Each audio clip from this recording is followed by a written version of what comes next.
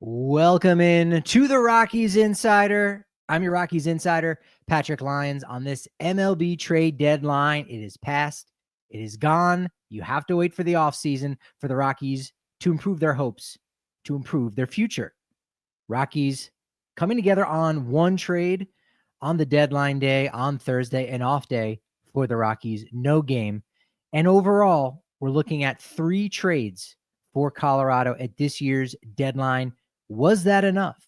Did you think they should have done more? Did they receive enough? All of that and so much more on this MLB Trade Deadline Special. There was a big deal out there that included a lot of money going to a certain city that I'm not going to say it makes the Nolan Arenado deal look bad by comparison or better by comparison, but it's certainly a larger percentage of the remaining money. I will cover that, all of your comments, of course, as well over on YouTube and on X, if that is where you're leaving your comment. But the deal for the Rockies on Thursday, one trade. It was a whirlwind at the buzzer, and Major League Baseball knows all of the trades. And there's a chance now, an hour after the trade deadline, could we get notification that there's still another Rockies deal out there? I think it's possible, but highly unlikely. Sources will be sources. So we know we've got 3 deals. And the one deal that they do cut on Thursday goes back to the well, a recipe that the Rockies have been known to use more than once, going back and re-engaging in conversations with the team they had already made a trade with. So sure enough, GM Bill Schmidt contacts Brian Cashman of the New York Yankees and ships right-handed reliever Jake Bird to the Yankees.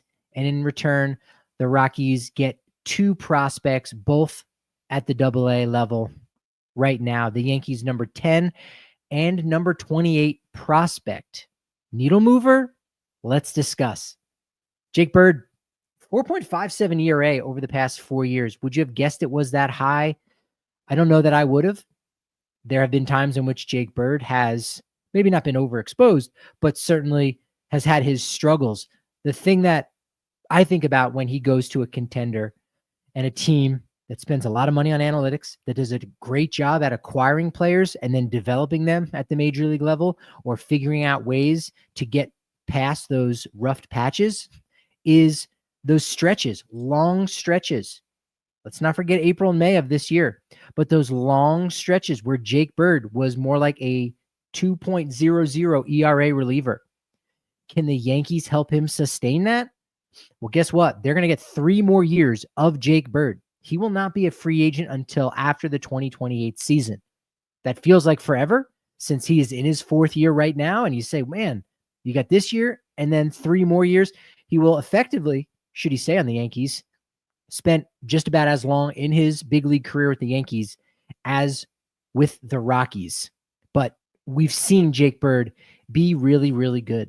My major question for this deal in particular would be, would the Rockies have received that much more if they had been aggressive a month or so ago? I don't know if they would have received a ton more. They definitely would have received more.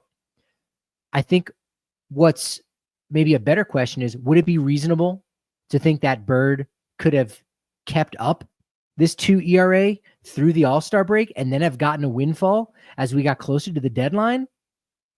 I think that's a reasonable thought that the Rockies have had in the past and probably did have with Jake Bird. But I break it down to this. How many times have the Rockies' best trade chip or very good trade chip lost value because they sat around, the team waited longer and waited until they got back maybe a lackluster return? Unfortunately, it seems as if the Rockies have not learned from that lesson whatsoever. Maybe a little bit, but certainly not enough to bring about a notable change. Really not.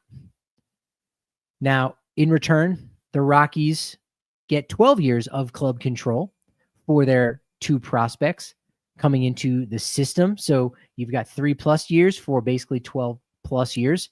That's what it's all about. That's what the trade deadline and trades like this from a team that is in last place, this is what you do. You trade away an asset that can help a contender. In return, you improve the future of your organization. I've said it far too many times. Had the Rockies had this approach almost in their entire franchise history, they would be in a much better place. In fact, very soon here, you're going to hear some of the best and worst deals at the trade deadline in Rockies history. But the Rockies get the 4th round pick from the Yankees back in 2023, an infielder named Rock Riggio out of Oklahoma State. He is definitely the better of the two. And he's an infielder, and that's how you'll probably see a lot of people list him. But he's mostly a second baseman now at this point.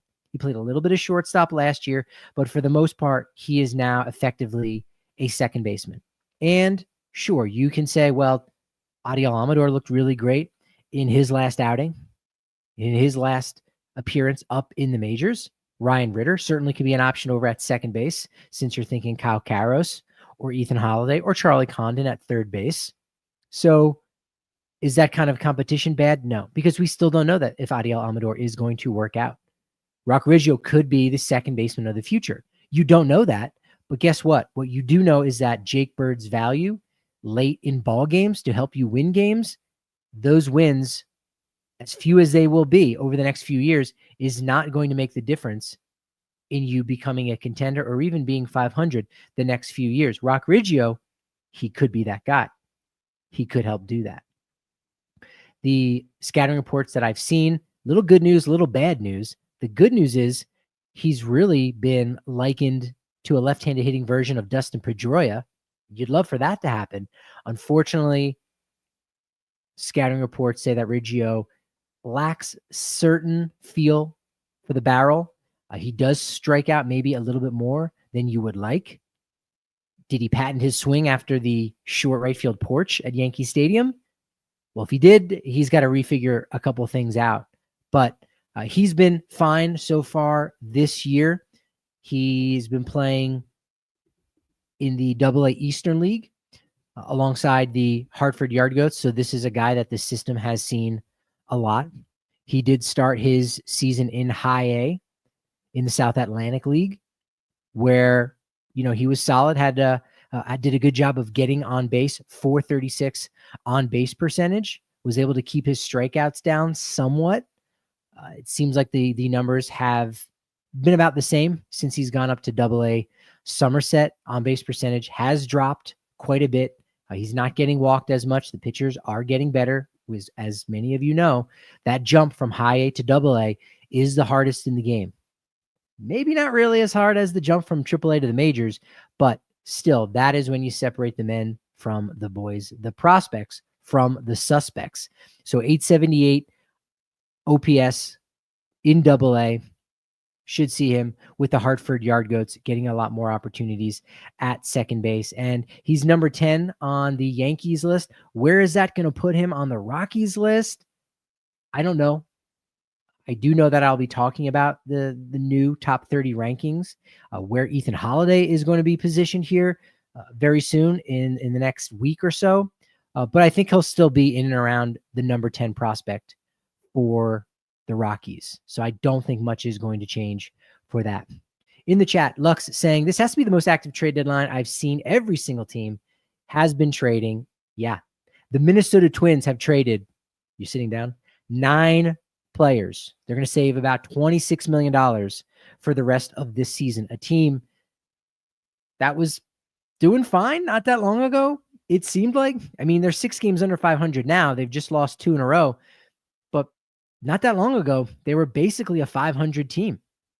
So clubs very aggressive here late. And there is a certain trend on a certain position that teams definitely got a lot more back from in return.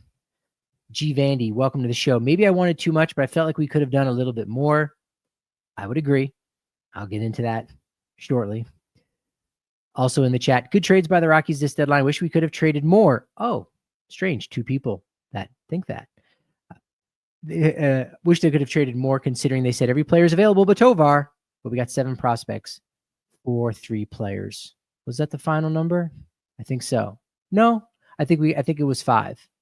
I'm going to say it was 5. for 3 players. But final guy, let's get to that, and then I'll give you my grade for the Rockies at this year's trade deadline. They also get a 6'4" lefty starting pitcher by the name of Ben Shields. Before you get too excited, he is 26 years old already. He only has just recently spent this season in Double-A. Was an undrafted sign. He was a 5th-year senior, so absolutely no leverage whatsoever to be drafted. So he goes to the Yankees a couple years back, but he's got a plus curveball, which is one of his best pitches, easily 82 miles an hour. Does have a really solid slider. He's got maybe league average velocity. He averages 93, so maybe even a tick below, tops out at 96. That's as a starter. He might end up having to be more of a reliever. And as a guy who is number 28 prospect for the Yankees, who's 26 and not the number 28 prospect who is 17, 18, playing the Dominican Summer League, where the upside is still apparent. There's a lot of downside there too. That's the risk with young players. So you get an older player who, his floor might not be terribly lower than what you're currently seeing or what you've currently seen in Double-A, but it also means his ceiling may not be terribly high. He did get to Double-A with Somerset this summer after missing the first 2 months of the season with a hip ailment. Sounds a little bit like Sean Sullivan, who's pitching incredibly well for the Double-A Hartford Yard Goats. That could be one of the reasons why Shields had some issues late last season, was from this hip issue. But I actually think that Shields could have more potential to debut before Riggio from this deal. Neither of these 2 players need to be added to the Rockies 40-man roster this winter, or else be exposed to the Rule 5 draft. So not the case. They can kick that can down the road 1 year. Next year is when they'll have to make that decision. So that's certainly of benefit for the Rockies to not have to deal with a situation like that. All good, Lux. You're good. 5 prospects. Not bad. It's okay. It's just okay. I think when you look at 3 trades and you acquire 5 prospects and you save a good amount of money, most of that is, almost all of that is for Ryan McMahon going forward. I would say that compared to what they've done in the past, they did a little bit better than last year. I would say they did better than last year, where the only veteran they traded was Jalen Beeks. And this year you've got Tyler Kinley and Ryan McMahon. Okay, so already a little bit better. Last year, they traded a controllable relief arm in Nick Mears to bring over Bradley Blaylock and Eugenia Herrera, who we haven't seen. We may never see, because he did have Tommy John surgery last year. So nobody knows what his future is going to be like. So you did the same thing with Jake Bird, trading a controllable arm. So it's only a little bit better than last year, not as good as 2023, and light years ahead of just about every other trade deadline in Rockies trade deadline history. So when you compare the Rockies against themselves, I guess maybe this would be like a C-. But when you compare them to the rest of baseball, or when you look at what they needed to do, and you look at what they needed to address, and that was ultimately look themselves in the mirror and say, we are not good right now. We don't have any answers. And the solutions are a long ways away. In fact, some of the solutions might not even be on this roster right now. Some of those solutions might not even be in the farm system right now.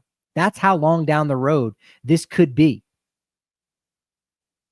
I saw an exchange on social media with some folks going back and forth, trying to defend the Rockies, and others trying to dunk on the Rockies. And, have the Rockies done everything wrong? Have they done everything right? How much have they done right? How much have they done wrong? I'll let you decide that. The question I have for you is, do you really have confidence that things are looking differently right now for the Colorado Rockies on July 31st, 2025? Have they gotten closer to that answer? Have they lined up certain dominoes in place to help get them to a place of at least relevance, let alone 500 and a wild card spot? Have they done those things? If your answer is yes, because of certain moves within the front office and potential moves this offseason, keep in mind, those moves have not happened yet. So we are still waiting. We are still waiting for the Rockies to make that move in the front office if they are going to go away from GM Bill Schmidt. So we're still waiting to figure out how excited you should really be.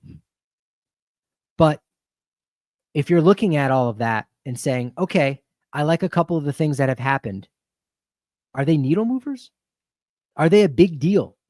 When you look at what other teams around Major League Baseball are doing, not all of them, because some of them are totally void of any sense. I don't know what the Los Angeles Angels are doing. I don't think anyone does.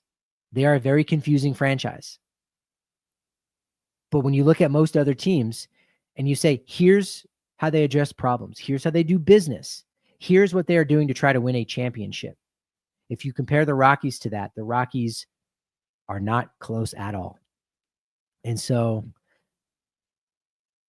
I tend to want to give the Rockies almost an F for this year's trade deadline. You know, it wasn't a 0, you know, 0 to 100. They didn't get 0% right. Maybe it was more like a 63%, but I think it was a fail. It was maybe an F plus, maybe, maybe it was that. And that's going to sound hard. It's going to sound harsh, but the prospects that they acquired, they didn't get any top 100 prospects. They got essentially one player inside the top 10. Well, Patrick, you just told me Rock Riggio is in the Yankees top 10. He was in the top 10 after Griffin Herring moved out of the top 10, and he moved from the Yankees list to the Rockies list. So before the trade deadline, Rock Riggio was the Yankees' number 11 prospect. And in fact, I'm not sure of the timeline because I know the Yankees have acquired 2 other relievers today, Camilo Doval from the Giants, David Bednar. I think the Bird deal came first. So when you go ahead and look at those prospects, did they come off the list before that? Regardless, Rockies got one top 10 prospect in another farm system, not a top 100 prospect. Could they have gotten a top 100 prospect if they kicked in one of their prospects to try to sweeten the pot? Maybe. I don't know. I'm not in the room for that. And the people who are in the room, they're going to give you an answer. Maybe it's an excuse. Maybe it's reality. But your question is that you have to ask yourself is, do you believe these people when they say these things? Is it believable? When you try your best, that's good. But when your best isn't good enough, doesn't something need to change? Doesn't something need to happen? So trying your best is just not enough in this game of professional baseball. It's just not. In the chat, I find it crazy how the Orioles and Twins sold most of their team, way more than Rockies, and they're still so much better than the Rockies. Yeah. If you're the Orioles right now and you're an Orioles fan, how do you feel? How do you feel about what GM Mike Elias did? There's going to be a couple names that I don't remember because they traded so many. Even in days prior, up until the last minute, Charlie Morton was one of the last guys that ended up going to the Tigers, I believe. Gregory Soto to the Mets. Ramon Urias going to Houston. Cedric Mullins to the Mets. The Padres got Ryan O'Hearn and another body. And you say, okay, if you're an Orioles fan, do you trust this front office? I think you do. You might be disappointed in the front office because of how this year went and how you didn't bring in that ace pitcher and you tried to bring in fringy number 3 type starters and say, well, what if we had 7 bona fide number 3 starters? Wouldn't that be better than just a number 1, a few number 3, and then not as much depth? As it turns out, no, it's not. It's not better than that. So you're disappointed if you're an Orioles fan. But when you look at what Mike Elias has set up, that's the thing. They've set something up. There's still a core there. There's still Adley Rutschman. There's still Gunnar Henderson. There's still some starting pitchers that you do feel good about. Kobe Mayo is looking pretty solid right now. So you still have some hope. And they've got money to spend. How they spend it might be where you've got issue. But you look at their organization, you say, hey, you know what? They still have pieces. Are their pieces better than the Rockies? Yeah. Are the Twins pieces better than the Rockies? I would say yeah. And what they got back for the players and the veterans that they traded off were better than what the Rockies got. So when you take all of that into consideration, There's a reason why my grade for them is not favorable. Who's going for it and who isn't? I was really surprised that there are a lot of teams that didn't go for it that were on the fringe. Mets and Phillies in the East, absolutely going for it. Brewers, Cubs, Reds in the Central, going for it. Dodgers, San Diego in the West. I just named 7 teams and there's only 6 playoff spots. It doesn't mean Atlanta might not try to do some things. They're doing a little bit of dance by acquiring Tyler Kinley, but they also trade away Rafael Montero. Kinley, as I explained on yesterday's pod, can be retained for next year. So the deal feels like it's more about making a move for 2026. Think about that. Atlanta, a team that's didn't really go for it, and yet they added a piece for them for next year. I could be wrong. Tell me I'm wrong. At Patrick D. Lyons, MLB, or on the Rockies Insider channel on YouTube. If I'm wrong, now again, I don't know what's going to happen in the next 2 months, but I think Tyler Kinley is going to pitch well enough that Atlanta is going to keep him around for next year at $5 million. So Atlanta, despite not going for it at this year's deadline, they acquire a big leaguer for next season. Could the Rockies have done that? I think so. You saw Tampa Bay do that. Yeah, they're in sell-off mode, but they're trying to dance between the raindrops just a little bit, just like the Angels. But Tampa Bay trading away assets and then also acquiring Griffin Jacks from the Twins, Adrian Hauser. So are you out or are you in? It's not clear. But in the National League, you've got 7 teams for 6 spots. St. Louis tapped out despite being only 5.5 back a day or so ago. San Francisco only 6 games back as of Thursday afternoon. Miami, we know they might be able to be a sleeper, even though they traded off Jesus Sanchez, a couple other pieces, I believe. They held on to Sandy Alcantara.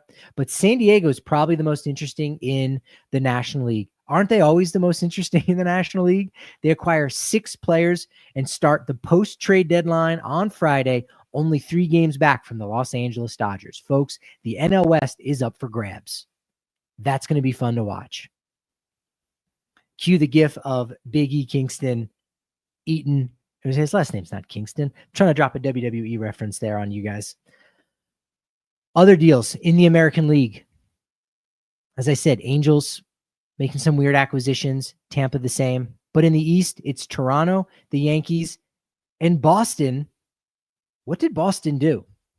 Because to my knowledge, it seems like they were really trying to target Joey Ryan from the Twins, and the Twins just not getting it done. When you have a controllable asset like a Joey Ryan, your best protocol is to wait for the offseason, because what that allows you to do is engage with all teams, because the Rockies don't care about Joe Ryan right now, but a new GM comes in, maybe in fact one that like Thad Levine, who has some experience in Minnesota and has had connections with the Rockies. Maybe he comes in and decides Joe Ryan is who we want to kickstart this rotation for the Rockies in 2026. Well, guess what?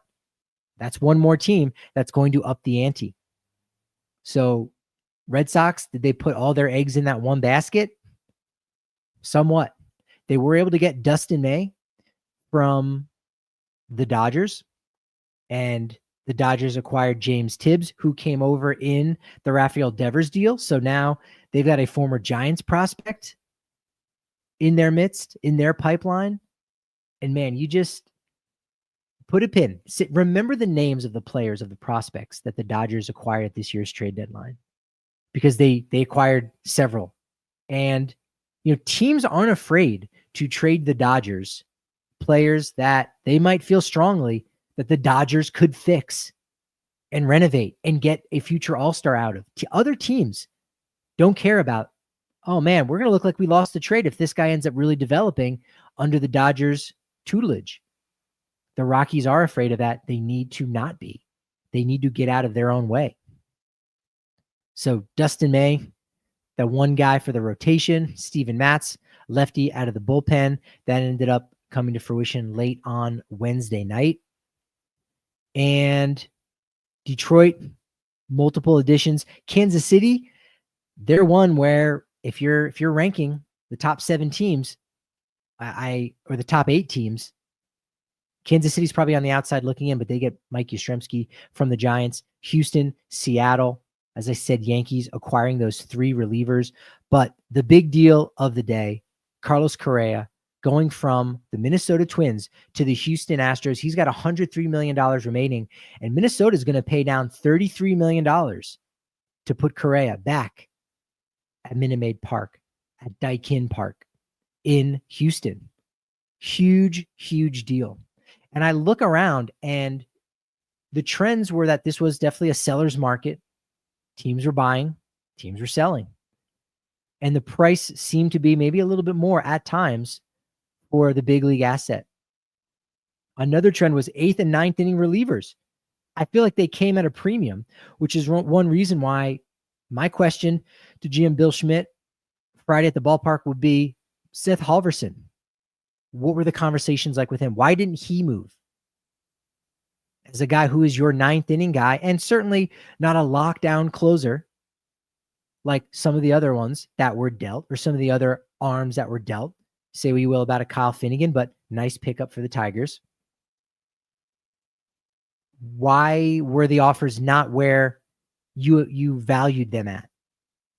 I'd be very curious to know why the Rockies were not able to capitalize on that, because relievers are volatile. We don't know what we're going to get from any reliever. Pick a guy that is 30 years old or younger. You don't know if that guy's going to need Tommy John surgery. You don't. Odds are he probably is. He's going to have some serious injuries. But if you can bring back a position player, maybe even a starting pitcher, yes, it's still a few more years of club control. But will we see Seth Halverson in the 9th inning closing out a big game late in September before he hits free agency? Odds are no. And yet he is still on this roster.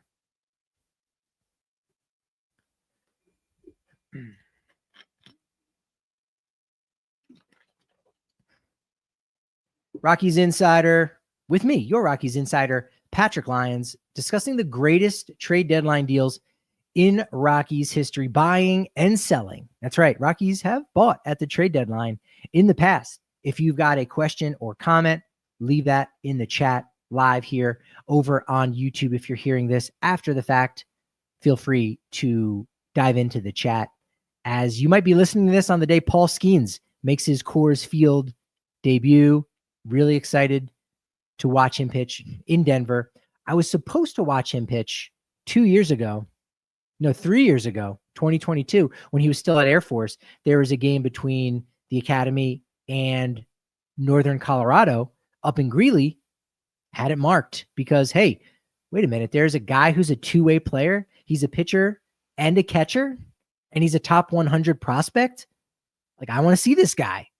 And that game got bagged. Next year in 2023, he goes to LSU. So still yet to see Paul Skeens in person. Saturday, good day with the Pirates in town. But best, worst trades, I'll say this. The Ryan McMahon trade, where does that rank in terms of Rockies greats being dealt at the deadline? Like, where Ryan McMahon, a career Rocky, how many other trade deadline deals have the Rockies made that have included franchise greats? You have to cross off Matt Holliday on the list because he was traded in the offseason. He was traded at a deadline the next year in 2029, but that was by the Oakland Athletics. So Matt Holliday not traded at the trade deadline by the Rockies. Dante Bichette, he was an offseason trade. Vinny Castilla, he was an offseason trade. Ryan McMahon, I've got him tied at number 4. Here's who's ahead of him. At number 1, it's Troy Tulowitzki. The end. And then everybody else. That was a deal that a player who's still in his prime, sure, did have some propensity to be injured, but a guy who was the face of the franchise at that point in a different way than Ryan McMahon, who I think some people probably wouldn't have said Ryan McMahon was the face of the franchise. Others would. But Troy Tulowitzki, after Todd Helton retired and before Nolan Arenado was the superstar of this team, this was Troy Tulowitzki's club for a couple years. You might even say it was Troy Tulowitzki's club before Todd Helton retired. And then he goes in the middle of the night to Toronto. And that is something that I know a lot of Rockies fans are going to have a hard time getting over, and it's something that Troy Tulowitzki himself is having a hard time getting over. It remains to be seen if he ever will. Will we ever see him back at Coors Field? We'll see. Number 2 probably would have to be Ubaldo Jimenez.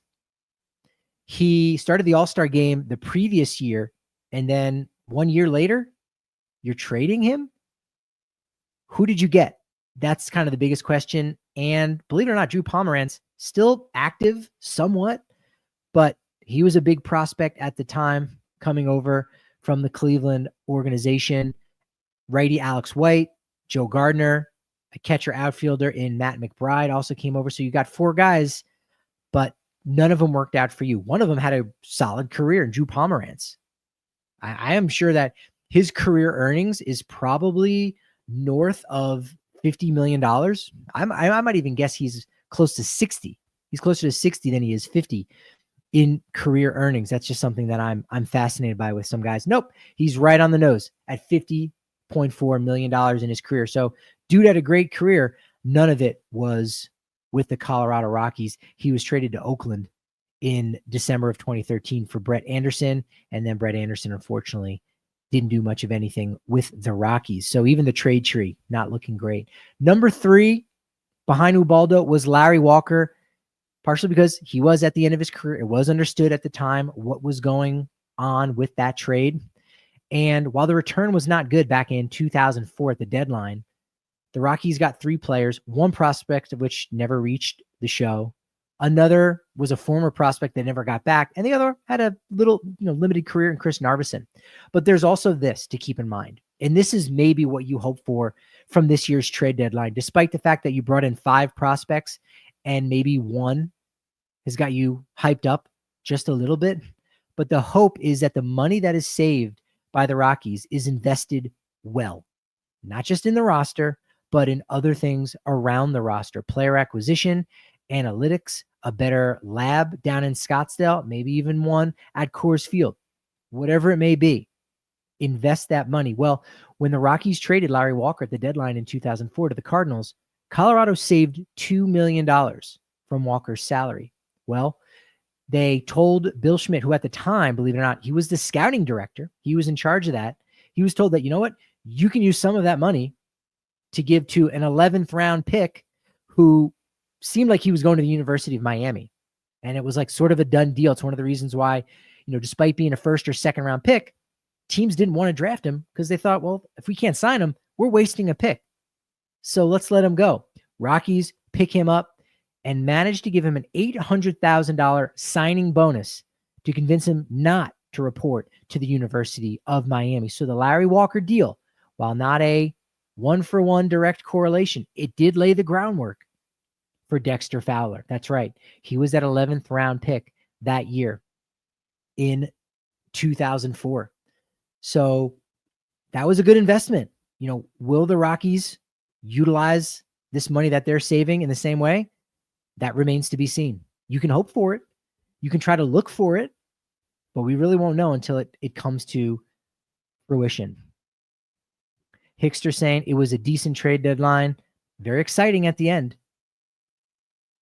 I'm not going to say I'm disappointed that there weren't bigger names, but I think it lacked some real big names. I mean, Carlos Correa is a good one.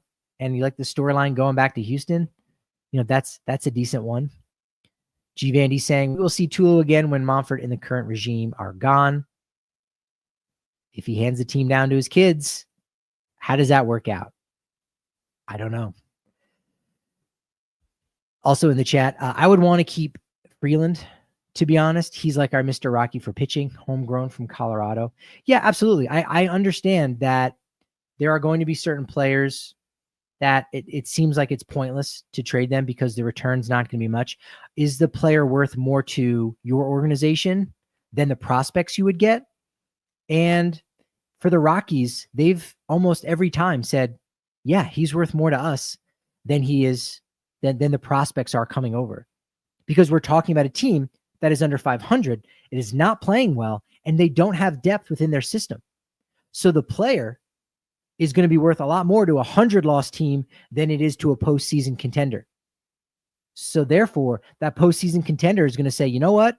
This is all we're going to offer you because this guy is frankly, not going to move the needle a ton for us. So the Rockies historically have just said, okay, we'll just hold on to our guy then. And they have hurt their organization because of that. Because of that 2022 trade deadline where they're the only team to not make a deal. And because of 21, you made one single trade. You had a 100-loss season in 23, 24, and now this year.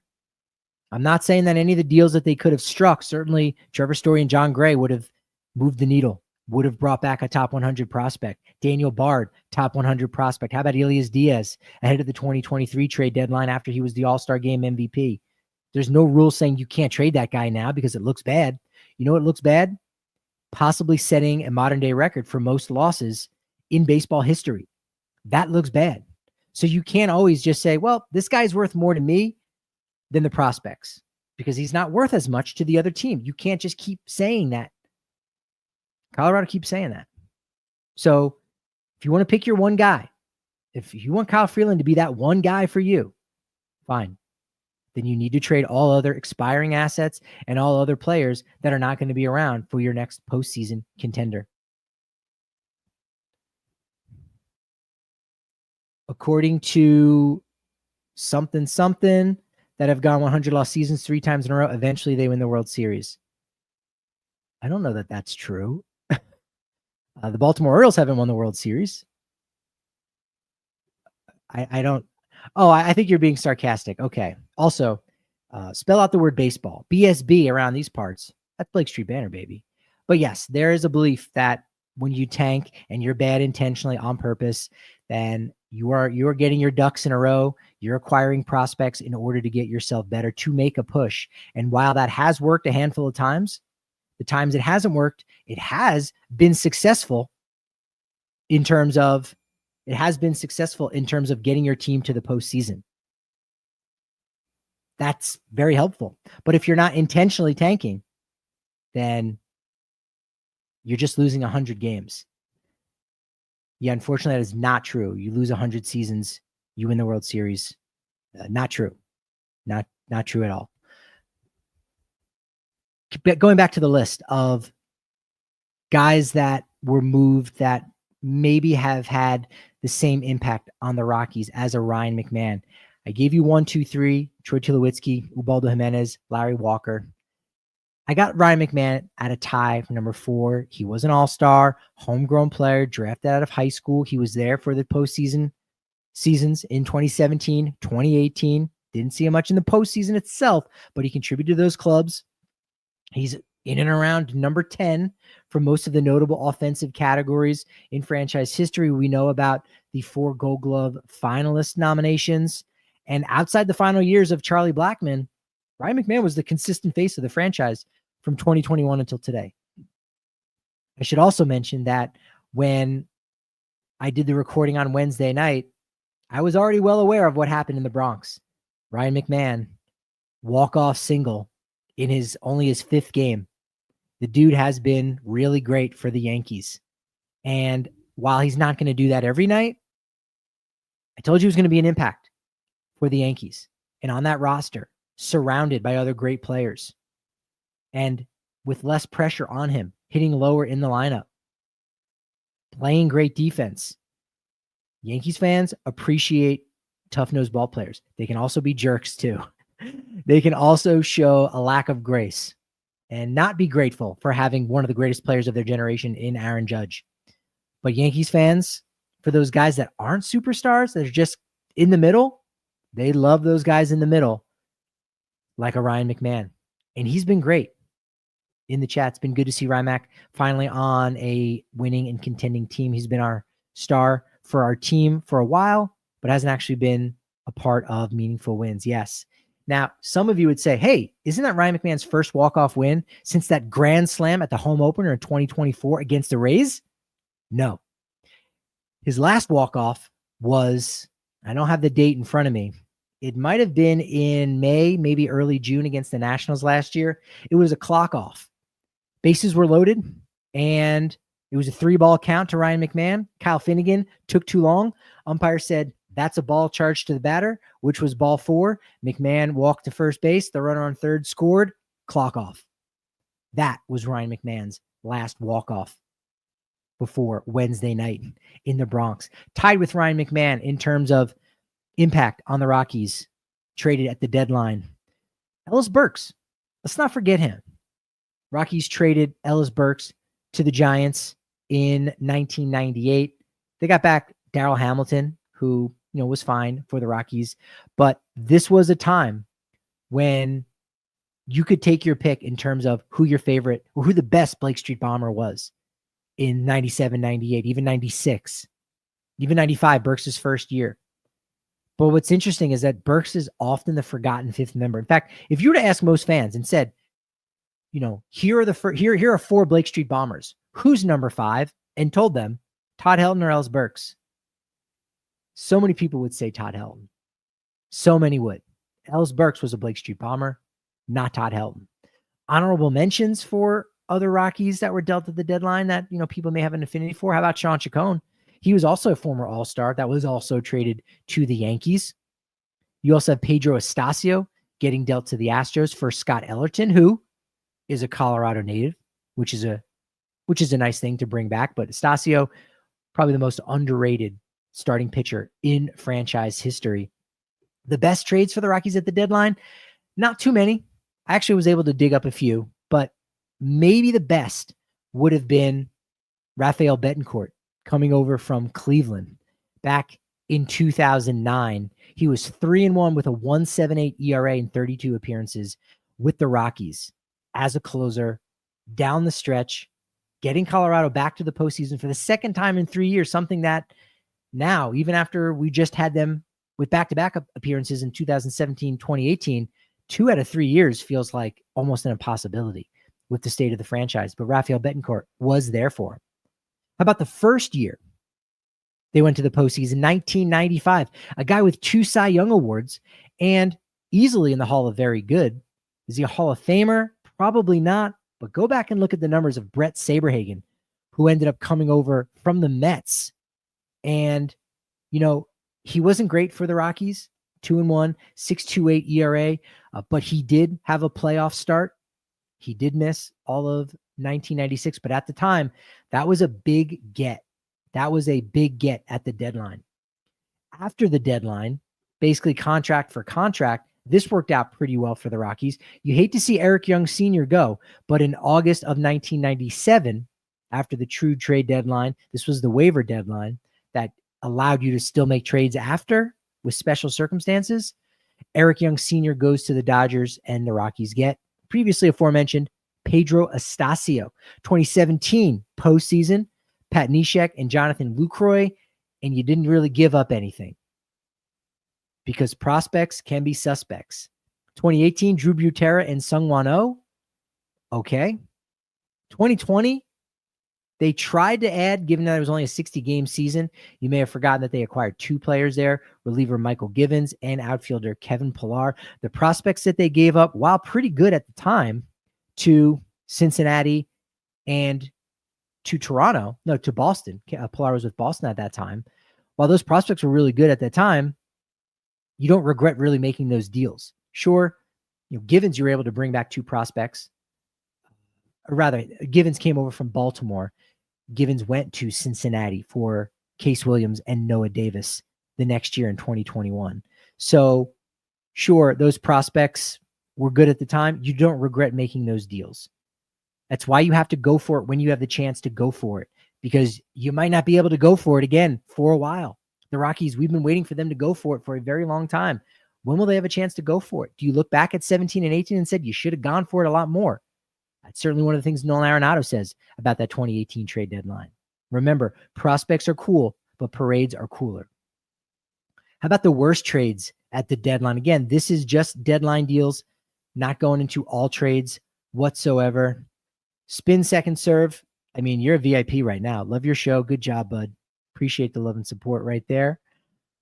G. Vandy saying, I forgot Jose Reyes was a Rocky. Yeah, he did come over for a brief period of time in the Troy Tulowitzki deal in 2015. What a world. What a world.